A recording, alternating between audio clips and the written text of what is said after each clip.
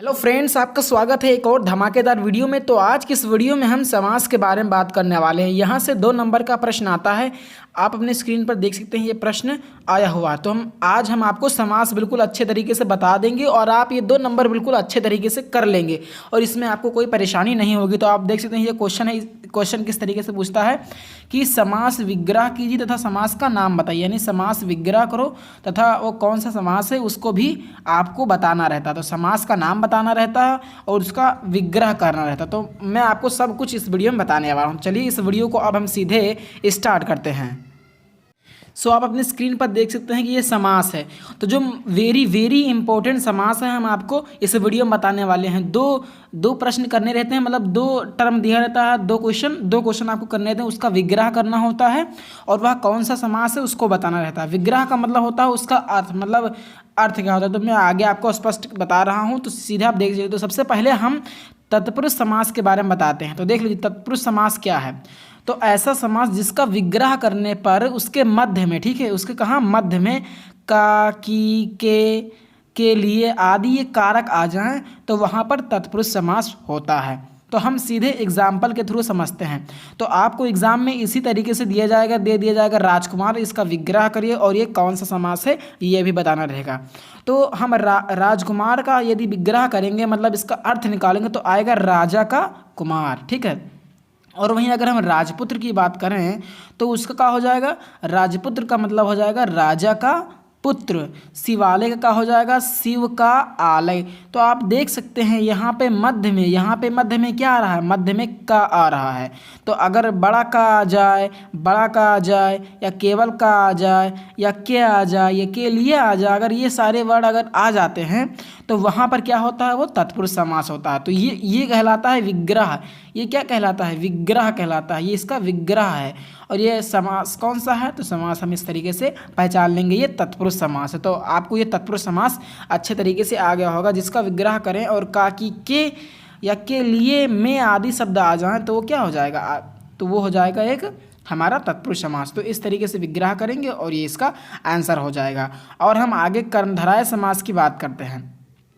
सो आप देख सकते हैं कि ऐसा समास जिसका विग्रह करने पर मध्य में के समान आवे या है जो आवे, तो वहाँ पे क्या होगा, वहाँ पे कर्मधारय समास होगा। तो देख लीजिए, जैसे एग्जाम्पल है चरण कमल। तो यदि हम इसका विग्रह करेंगे, अगर इसका हम अर्थ निकालेंगे तो निकलेगा चरण के समान कमल, ठीक है ना। चरण कमल का मतलब चरण के समान कमल। तो के समान जहाँ आ जाए या है जो जहाँ आ जाए, मतलब तुलना हो जाए, तुलना क्या हो जाए, तुलना हो जाए, किसी चीज़ से तुलना हो जाए, ठीक है, तो वहाँ पे क्या होगा, कर्मधारय समास होगा। तो विग्रह करेंगे तो मध्य में के समान आएगा, है जो आएगा, एक पद की तुलना इसमें दूसरे से होती है। तो चरण के समान, तो के समान या है जो अगर ये मध्य में आ जाए, बस आपको ये याद कर लेना है, ट्रिक है। ये कोई डेफिनेशन नहीं है, मैं आपको सिर्फ समझा रहा हूँ। डेफिनेशन तो इसकी स्टैंडर्ड है, बस आपको डेफिनेशन नहीं लिखना होता, सिर्फ और सिर्फ उसको करना होता। तो इसलिए मैं सीधे करके बता रहा हूँ। तो ये इसका आंसर हो जाएगा, यानी मध्य में क्या आ जाए, के समान आ जाए या है जो आ जाए, जब उसका क्या करें, विग्रह का मतलब उसका जब मीनिंग निकालें। तो ये हमारा कर्मधारय समास हो गया। अब हम देखते हैं द्विगु समास। ये भी बहुत ही इंपॉर्टेंट है। तो द्विगु समास क्या है, जब हम उसका विग्रह करें और यदि नंबर आ जाए उसमें, यानी संख्या वाले जो शब्द होते हैं, जहाँ पर संख्या वाले शब्दों का प्रयोग होता है वहाँ द्विगु समास होता है। कैसे, देख लीजिए, जैसे चौराहा, तो 4 राहों का समूह। देख लीजिए इसमें पहला पद जो होता है वो संख्यावाचक होता है, नहीं कोई नंबर के तरीके से होता है जो पहला शब्द होता है। तो यहाँ पर आप देख सकते हैं, यहाँ पे पहला शब्द संख्यावाचक है, यहाँ भी पहला शब्द संख्यावाचक है और यहाँ भी पहला शब्द संख्यावाचक ही है। तो द्विगु समास क्या होता है, जहाँ किसी संख्या की बात हो जाए, ठीक है ना, संख्या की उसमें बात हो जाए, अगर आप उसका विग्रह करें, मतलब यदि आप उसका मीनिंग निकालें और उसमें संख्या आ जाए कोई, तो वहाँ पर द्विगु समास होगा। जैसे चौराहा, तिराहा, त्रिकोण, तिरंगा, ऐसे ही। तो जहाँ पर क्या आ जाए, मतलब उसमें संख्या अगर आ जा रही है, संख्या का अगर प्रयोग हो रहा है संख्या वाले शब्दों का, तो वहाँ पर द्विगु समास होगा। आप यहाँ ऐसे समझ सकते हैं, तिराहा, चौराहा, त्रिकोण, तिरंगा, 3 रंगों का समूह, 3 कोणों का समूह और 4 राहों का समूह। तो द्विगु समास आपको समझ में आ गया होगा, कर्मधारय समास आपको समझ में आ गया होगा और यहाँ पे तत्पुरुष समास, ये 3 समास समझ में आ गए होंगे। अब हम आगे बढ़ते हैं, उसको भी देखते हैं। उसके बाद हमारा समास आता है तत्पुरुष समास। देख लीजिए तत्पुरुष समास में क्या होता है उसको देख लीजिए। तत्पुरुष समास में अब हम आगे बताते हैं, ये वही आ गया। अब हम द्वंद्व समास की बात करते हैं। तो द्वंद्व समास क्या है? ऐसा समास जिसका विग्रह करने पर और, अथवा, या अगर एवं आ जाए। विग्रह का मतलब उसका जब हम अर्थ निकालें और मध्य में ये चीज़ आ जाए, और, अथवा या एवं यदि आ जाता है तो वहाँ पर द्वंद्व समास होगा। एग्जाम्पल देख सकते हैं आप, जैसे लिखा पाप पुण्य। तो इसका जब मतलब आप विग्रह करेंगे तो क्या आएगा? पाप और पुण्य। सुख दुख यानी सुख और दुख।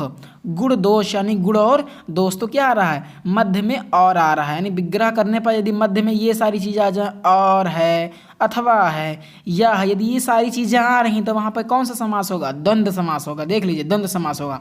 तो ये समास हो गया और ये विग्रह हो गया। आगे मैं एग्जाम्पल करके सारा कुछ बताऊँगा। तो ये यहाँ पर ये चीज़ हो गया। अब वहीं बहुब्रीहि की बात करें तो बहुब्रीहि बहुत ही ईजी होता है। देख लीजिए ऐसा समास जिसका विग्रह करने पर तीसरा अर्थ निकला है, यानी विग्रह करो तो उसका तीसरा अर्थ निकले तो वहाँ पर बहुब्रीहि हो जाएगा। ठीक है ना, बहुब्रीहि हो जाएगा। देख सकते हैं लंबोदर यानी लंबा है उदर जिसका, अर्थात गणेश जी। तो ये तीसरा गणेश जी इसमें आ गए हैं। ठीक है ना, तो इसमें गणेश जी आ गए हैं। ठीक है, तो तीसरा शब्द इसमें जुड़ गया। मतलब जब विग्रह को तो कोई तीसरा शब्द आ जाए, जैसे दशानन, 10 हैं आनंद जिसके, अर्थात रावण। रावण यहाँ पर क्या है? एक तीसरा अर्थ निकल के आ रहा है। गिरिधर यानी गिरी को धारण करने वाले, अर्थात श्री कृष्ण जी। तो इस तरीके से बहुब्रीहि में भगवान का नाम ज़्यादा आता है, गॉड वगैरह का नाम भी ज़्यादा आता है। ये आप बिल्कुल मान के चलिए। जैसे कि आ गया गिरिधर हो गया, दशानन हो गया, लंबोदर हो गया। तो मतलब इनका अगर ये भगवान के नाम है ना, लंबोदर यानी गणेश भगवान को लंबोदर कहा जाता है, यानी लंबा है उधर जिसका, अर्थात गणेश जी। अगर हम इसका विग्रह करें तो ये तो कोई तीसरा अगर अर्थ निकल के आ रहा है तो वहाँ पर बहुब्रीहि होगा। तो अब हम सीधे इसके क्वेश्चन को करते हैं और आपको सीधे समझाते हैं। चलिए आप यहाँ पर देख सकते हैं। अब ये क्वेश्चन आपको बिल्कुल अच्छे तरीके से आ जाएगा। देख लीजिए पहला क्वेश्चन है कि चौमासा का विग्रह करना है और यह कौन सा समास है इसको भी लिखना है। तो चौमासा का जब हम विग्रह करेंगे तो क्या आएगा? 4 मासों का समूह चौमासा। ठीक है ना, तो चौमासा को आप यदि विग्रह करें तो क्या आएगा?